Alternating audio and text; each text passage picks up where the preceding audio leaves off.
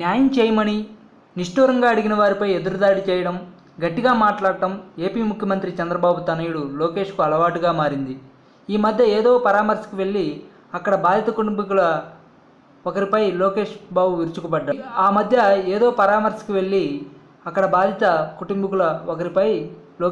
విరుచుకుపడ్డాడు. పరామర్శకు వెళ్ళిన వ్యక్తి ప్రశాంతంగా మాట్లాడకుండా ఒక మధ్య వయసు మహిళపై మాటలు దాడి చేశాడు. ఆమె స్త్రీ అని, మధ్య వయసు మహిళ అనే విషయాలను మరిచి లోకేష్ బాబు మాట్లాడాడు. అదంతా రికార్డ్ అయి సోషల్ మీడియా ద్వారా షేర్ అయింది.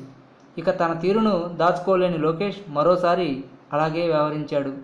ఈసారి విజయవాడలో సుబాబుల్ రైతులపై లోకేష్ బాబు మండిపడ్డాడు. తమకు మార్కెట్ యార్డ్ కమిటీ నుంచి రావాల్సిన డబ్బులు గురించి లోకేష్ బాబుకు మొరపెట్టుకున్నారు రైతులు. తమకు 10 కోట్ల రూపాయలపై మొత్తం రావాల్సి ఉందని వారు వివరించారు. ఇప్పటికే అనేకసార్లు అనేక మందికి విన్నవించుకున్న ప్రయోజనం లేకుండా పోయిందని బాధను చెప్పుకున్నారు. మరి వారి బాధను విన్న లోకేష్ బాబు కూల్గా రియాక్ట్ కాలేదు. ఓపిక పట్టాలి అంటూ ఘాటుగా చెప్పాడు లోకేష్. ఈ తీరున వారిపై ఆగ్రహం వ్యక్తం చేశాడు ఆయన. తాము 3 ఏళ్ల నుంచి ఎదురు చూస్తున్నామని రైతులు చెప్పిన లోకేష్ బాబు వారిని అర్థం చేసుకోలేదు. ఉండండి అన్నట్టుగా వారిని గద్దించి మాట్లాడాడు చంద్రబాబు తనయుడు. మరి సామాన్యుల విషయంలో ఎన్నో ఆశలతో సమస్యలు చెప్పుకోవడానికి వచ్చిన వారి పట్ల లోకేష్కు ఈ ధోరణి సరికాదేమో.